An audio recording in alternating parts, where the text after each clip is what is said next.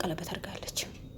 ዛሬ ቤቷ ሲሄዱ በሞት በሶስተኛው ቀን ቤተሰቦቹ ቤቷ ሲሄዱ ጊዜ ለቅሶ የለም፣ ማን ነው የሞተው ማቀው ጉዳይ የለም ብላ ማንን ሰው ለቅሶ ቤቱ እንዳይደርስ አድርጋለች። በሶስተኛው ቀን ሙዚቃ ከፍታለች።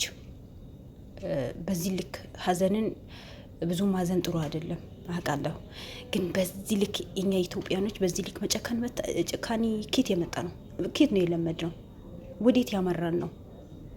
እንዴት 4 አመት በሙሉ ጥርስሽ ነው አይንሽ ነው ያላት ሀት እንኳን እሷ አትነዳም ብሎ ሹፌር የቀጠረላት ባሏ 4 አመት በሙሉ ከሱ ጋር የኖረች እንደፈለገ ያኖራት እንደፈለገች ስትጨፍር የኖረች ታታሪ የሆነ በደህንነት አድጎ ተምሮ ይሄ ስራ ነው ይሄ መጥፎ ነው ይሄ ዝናብ ነው ይሄ ብርድ ነው ሳይል አንገቱ ደፍቶ ሰርቶ ለዚህ የደረሰ ልጅ እንዴት እንኳን 4 አመት ባልሽ አድርገሽ የኖርሽ ሰውየው ተይውና አንድ ቀን ያየነው ሰው እንኳን ዝም ብሎ እንኳን በሆነ ቦታ ያየነው ሰው ሞተ ስንባል እኮ ልባችን ይሰበራል። በሞት በ3 ቀን እንዴት አስችሎሽ ነው አንቺ ሙዚቃ ከፍተሽ እንደፈልክ ዘና ብለሽ ምትኖሪ? የገዛ ባልሽ እንዴት ባልሽን የሞተ ቀን ቀለበት ታስሪያለሽ? ወዴት ሄድን ነው ያጀማ? ወዴት ሄድን ነው እንዴ? በዚህ ልክ ጭካኔ ምን አመጣው እንዴ? ኢትዮጵያ ላይ ያሉ ሴቶች አሁን ምን እየሰሩ ነው? ምንድነው ጉዳቸው? ለምን ነው በዚህ ልክ የጨከኑት? ሴት ልጅ ሩህሩህ ናት ሲባል ነው የምንሰማው አይደል? ሴት ልጅ እናትም ስለሆነች ሩህሩህ ናት፣ ለሰውም ታዝናለች ሲባል ነው የምንሰማው የምናውቀው። ምክንያቱም በእናቶቻችን እናውቃለን፣ እኛ ምናያለን በራሳችን። ሰው 4 አመት በሙሉ አቅፎት የተኛ ሰው አቅፎት የኖረ ሰው አብሮ የበላ ሰው አብሮ የጠጣ ሰው 4 አመት ባልሽን እንኳን ሳምንት ቆይተሽ ከሳምንት በኋላ ቀለበት ብታረጊ ከሳምንት በኋላ እንደፈልሽ ብትጨፍሪ አየሽ ባልሽ እንደገደልሽው ሰው እንዲጠረጥር አድርገሽዋል። ጭራሽ ሰው በአስተሳሰቡ ላይ የሌለ ነገር አንቺ ግን ሀሳብ ውስጥ እንዲገባ እንዲያስቡ ሌላ ወንጀል ከጀርባው ወንጀል እንዳለ ከጀርባው ደግሞ የሆነ የተሰራ ነገር እንዳለ እንዲፈትሹ አድርገሻል። አንዳንዴ ጥሩ ሰራን ብለን ራሳችን የሚጠቅም ነገር ሰራን ብለን ግን ራሳችን በቆፈር ነው ጉድጓድ ራሳችን እንድንገባ የሚያደርገን ነገር ነው የምንሰራው።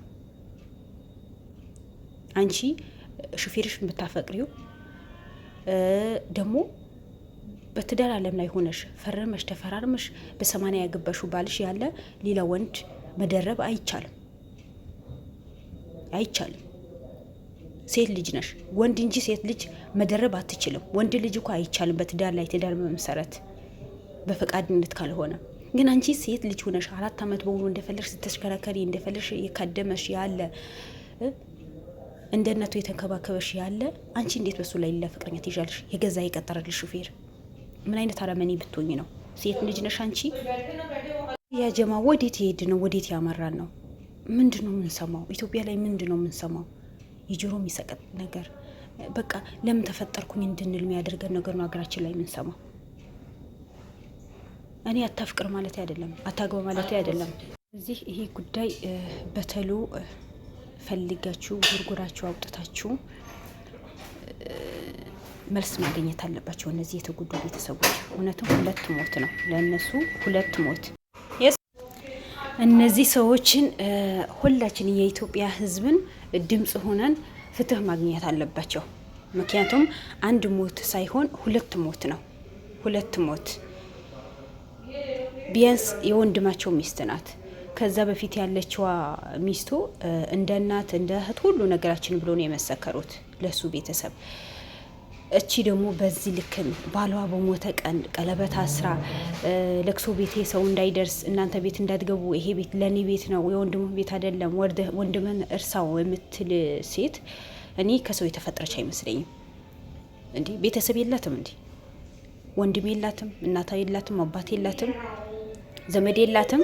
ምክንያቱም ሰው ሆኖ ሳይሞት አይኖርም። እንደተፈጠርን እንደተወለድን እንሞታለን። ሁላችንም ሀዘን እንቀምሳለን። በዚህ ምድር ላይ ያለ ሰው ሀዘን ሳይቀምስ የሚኖር ሰው የለም። ለምን? ሁላችንም በየተራ ስለምንሞት ማለት ነው። ሞታችን በየተራ ስለሆነ ማለት ነው። በአንድ ሰፈር አንድ ሰው ቢሞት በሌላኛው ሰፈር ሌላ ሰው ይሞት። በአንድ ቀን እኮ 3 4 ከዛ በላይ ሰው ሊሞት ይችላል። በየቤት ሀዘን ይገባል። በዚህ ልክን ደግሞ ግን እንደዚህ እየወረደ ሰው እኔ አይቻለቅም። በዚህ ልክን በባልዋ ሞት ቀን ሰርግን ማድረግ እኔ አላውቅም። በምን እንዴት ብታስበው ነው? ጊዜ ባትወደው እንዴት ብታስበው? እንዴት አስችለዋታል? በሷ ላይ እንዲህ ነገር ቢደረግ ደስ ይላታል? ደስተኛ ትሆናለች? አትሆንም። ሰው በራሱ ላይ ደስተኛ የማይሆንበት ነገር፣ ራሱ ላይ የሚያስከፋ ነገር በሰው ላይ ለምን ይሰራል? ለምን ያደርጋል? ሰዎች እኮ ነን። በተለይ እኛ ኢትዮጵያኖች እኮ ሩህሩህ ልብ፣ አዛኝ፣ ራስ በራሳችን ተባብረን አንዳችን ለአንዳችን ሆነን የምንኖር ሰዎች ነን። ግን አሁን ላይ ሀገራችን ላይ ምን አይነት በል እንደገባው አላውቅም። ምን አይነት ሙሲባ ሀገራችን ላይ እንደተፈጠረ አላውቅም። በተለይ ሴቶች ላይ ጭካኔያቸው ጥግ ድረስ ነው። ለምን በዚህ ልክ? ለምን በእናንተ አይነት ሴቶችን ሌላ ሴቶችን እንሰደባለን? በእናንተ አይነት እናቶችን ለምን ይሰደባሉ? እናት በዚህ ልክ ትጨክናለች? አታግቢ፣ ቀለበት አታርጊ ማለት አይደለም። ባልሽ ሙቷል ቁመሽ ቅሪ ማለት አይደለም። ግን የአንድ ሳምንት ረፍት ብታረጊ፣ ለአንድ ሳምንት ቢያንስ ሀዘኑ ቢሰማሽ እንኳን አንቺ የሱ ሞት ምንም ካልመሰለሽ እንዲህ ለቤተሰቡ አንድ ላይ የበላችሁ ለቤተሰቡ ሼማ ይዝሽም ቤተሰብ አለሽ። አንቺ በመጀመሪያ ደረጃ ቤተሰብ አለሽ። ቤተሰብሽን ይሄ ነገር ስታረጊ ደግፎታል? እንዴት ይደግፈዋል? እንዲህ ልጃችን አርፈሽ ተቀመጪ ይሄ ጥሩ ነገር አይሉሽም? ጊዜ ያቅማ ዳር ብትደርስ፣ ጊዜ ባለትዳር ብትሆኝ፣ መጥፎ ነገር ስትሰሪ እኮ በዙሪያሽ ጓደኛ የለሽም፣ በዙሪያሽ ቤተሰብ የለሽም። ከእንጨት ነው የተፈጠርሽው። ሰው ሆኖ ከሰው ነው የሚፈጠረው እንጂ ከእንጨት አይፈጠርም አይደል? ከአዳም ውጪ። እንዴት በዚህ ልክ ትጨክኛለሽ? እንዴትሽ ይሄ ነገር ስታረጊ በዙሪያሽ ያሉ ሰዎችሽ እንዴት ዝም ይላሉ? በምን ሁኔታ?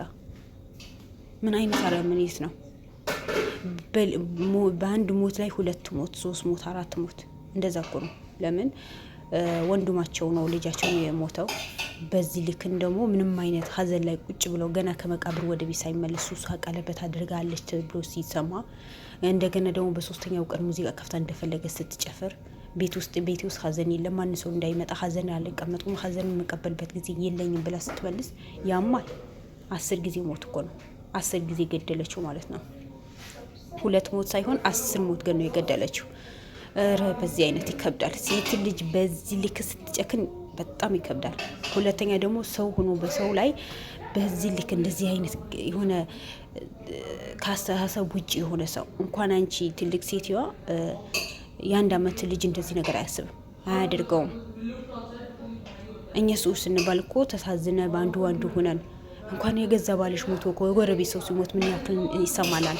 የጎረቤት ተውትና እንኳን ሰው ሲሞት ጊዜ መንገድ ላይ ስናይ ጊዜ ምን ያክል ነው የምንከፋው? ምን ያክል ይሰማናል? በዚህ ልክን አንቺ ባልሽ ሞቶ ቀለበት ለማድረግ ደስተኛ ሆነሽ ልታሳልፊ ተይውና ማለት ነው። ነገ ቤተሰብ አይሞትብሽም? ልጅ ወልደሽ ሌላ ወንድ አገብተሽ ልጅ ወልደሽ ልጅሽ አይሞትም? እና በዛኛው ልጅሽ ላይ ደስተኛ ሆነሽ ነው ሙዚቃ ከፍተሽ ደስተኛ የምትሆኙ? አንቺ ወንድምሽ ሙቶ ሌላ ወይ ባልሽ በሌላ ቦታ ቀለበቱ ያደርግ ደስተኛ ትሆኛለሽ? እንኳን ደስተኛ በዛ ቦታ ባይገኙ እኮ ምን ያክል እንደምትከፊ አንቺ ነው የምታውቂው። ለምን ነው በዚህ ልክ በሰው ሞራል ላይ የምንረማመደው? ለምን የሰው ሞራል አንጠብቅም? የኛ የራሳችን ሞራል ሲነካ እኛ ልባችን የሚሰብረን ነገር የሰው ልብ እኮ እንደዛ ይሰብራል። ሌላ ሰው እኮ ከኔ ምንም በሚለይበት ነገር የለም። ፈጣሪ እኩል አድርጎ ፈጥሮናል። ሁላችንም እኩል አድርጎ ፈጥሮናል። ሀዘን ሁላችንም ቤት ይገባል። ሁላችንም እናዝላለን። ሁላችንም ደስተኛ እንደሆነ ነገ ሀዘን ቤታችን ይገባል። ይሄ በየተራ የሚደርስ ነገር ነው። እኔ ቤት እንዳትመጣ እኔ አልፈልግም የምንለው ነገር አይደለም። በየቤታችን አንኳኩቶ ነው የሚመጣው። እና ምን ቢያደርግሽ ምን ቢበድልሽ ነው? ጊዜ ቢበድልሽ በዚህ ልክ አረመኔ መሆን በጣም ይከብዳል። በዚህ ልክ የቤተሰብ ልብ መስበር በጣም ይከብዳል።